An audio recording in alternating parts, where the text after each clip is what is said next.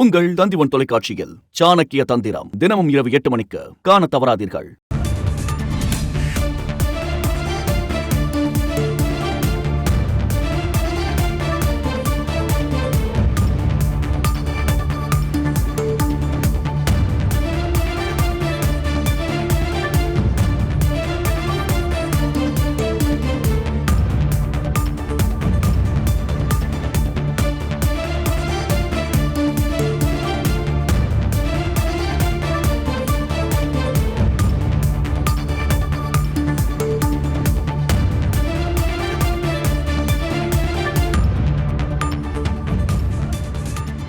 ஒன்றரை கோடி பேர் மக்கள் தமிழ்நாட்டு மக்கள் பாதிக்கப்பட்டிருக்காங்க.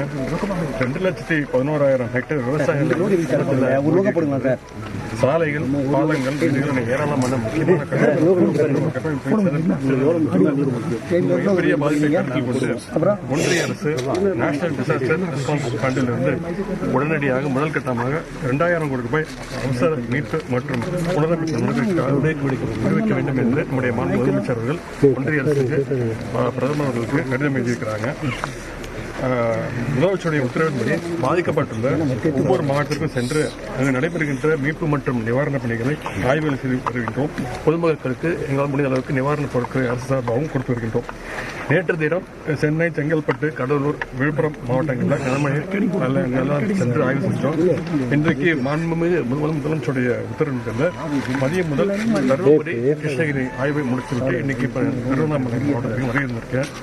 கனமழையால் தமிழ்நாட்டை சோகத்தை அழுத்தக்கூடிய ஒரு சோகமான ஒரு சம்பவம், ஒரு துயரமான சம்பவம் இன்னைக்கு திருவண்ணாமலையில் நடந்திருக்கிறது.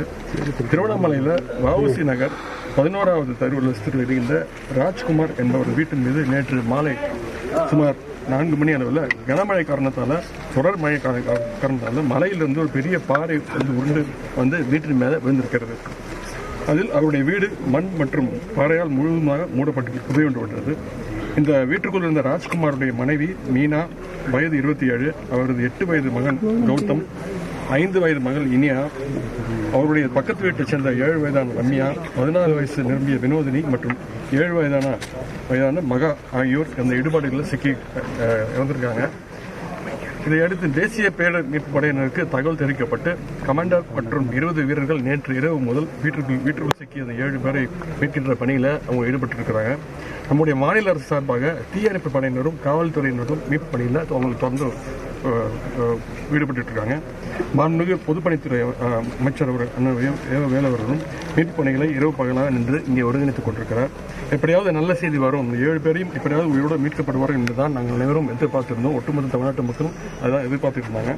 ஆனால் இன்று மாலை ஒரு 6:30 மணி அளவில் புதைந்த வீட்டில் சிக்கிய 4 பேருடைய உடல்கள் வெளியே எடுக்கப்பட்டுள்ளன.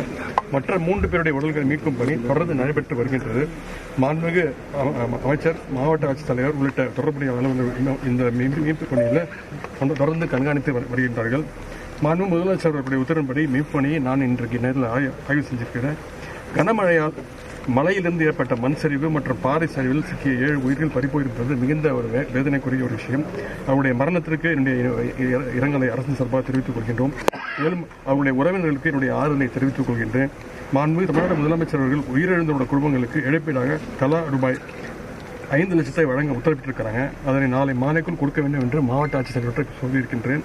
மேலும் திருவண்ணாமலையில் மண் சரிவு ஏற்பட்டதால் அரசு எடுக்கும் நடவடிக்கைகளுக்கு ஒத்துழைப்பு பொதுமக்கள் பாதுகாப்பான நடவடிக்கைகள் தங்கிடும் என்று கேட்டுக்கொள்கின்றோம். அது மட்டும் இல்லாமல் சென்னை ஐஐடியிலிருந்து இந்த சாயில் டெஸ்ட்டில் அவங்க டெக்னீஷியன்ஸ் ஐஐடி சேர்ந்த திரு மோகன், பூமிநாதன் அவங்களாம் வந்திருக்காங்க. அவங்க நாளை காலையில் இந்த இடத்துல சாயிலோட தரத்தை பற்றி ஆய்வு செய்வாங்க.